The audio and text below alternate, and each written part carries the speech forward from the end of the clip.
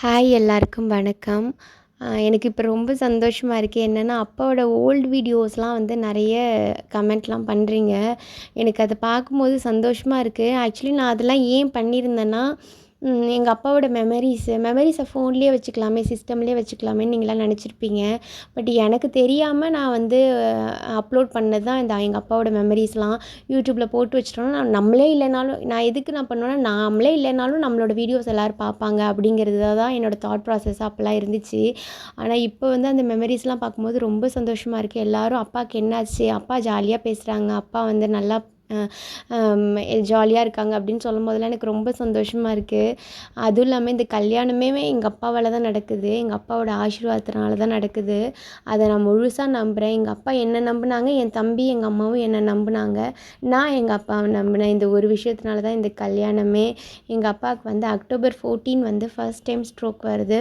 ஜனவரி 14 அவங்க இல்ல. எல்லாரும் நினைக்கலாம் ஸ்ட்ரோக் வந்தவங்கலாம் காப்பாத்திரலாம் அப்படிலாம் சொல்லுவாங்க. பட் எங்க அப்பாவ அவங்களோட ஹெல்த் அவங்களுக்கு ஒத்துழைக்கல. விதிங்கிறத நம்ம எதுவுமே பண்ண முடியாது அப்படிங்கிறத எங்க அப்பாவோட விஷயத்துலேயே நான் வந்து அ ஒத்துக்கிட்டேன். எங்க அப்பா வந்து எனக்கு ரொம்ப ஸ்ட்ராங். எங்க அப்பா தான் எனக்கு எல்லாமே. பூனைக்குட்டி அம்மா, பூனைக்குட்டி அம்மான்னு என்ன சொல்லிக்கிட்டே எவ்வளோ பெரிய பொண்ணு நானு. ஆனா என்ன வந்து பூனைக்குட்டி அம்மான்னு தான் எங்க அப்பா என்ன கூப்பிடுவாரு. எவ்வளோ பேர் இருந்தாலும் அப்படி சொல்லுவேன். பூனைக்குட்டி அம்மா, பூனைக்குட்டி அம்மான்னு கூட்டிகிட்டே இருப்பாரு. என் மேலே உசிரியாக வச்சிருந்த ஒரு பர்சன். எங்க அப்பா வந்து கடைசி தருவாயில வந்து எங்க அப்பாவுக்கு நான் வாக்கு குடுத்துருக்கேன். என் தம்பிக்கு நல்ல வாழ்க்கைய அமைச்சு குடுப்பேன்னு நான் வாக்கு குடுத்துருக்கேன். அதே தான் நான் இப்போ பண்ணியிருக்கேன். ஸோ நெறைய பேர் வந்து என் தம்பி வந்து வயசானவன், 2வது கல்யாணம் அது இதெல்லாம் பேசுகிறீங்க. எனக்கு அதெல்லாம் பரவாயில்ல. ஏன்னா எல்லாரும் நம்மளுக்கு ஃபேவராகவே பேசுவாங்கன்னு சொல்ல முடியாது. பட் பாடி ஷேமிங்கிறது எந்த அளவுக்கு சரின்னு தெரியல. ஸோ எல்லாரும் கொஞ்சம் யோசிச்சு நம்ம வீட்லேயும் இப்படிலாம் இருப்பாங்களேன்னு யோசிச்சு நீங்க பண்ணாலே போதும். பட் என் தம்பி ரொம்ப அழகு.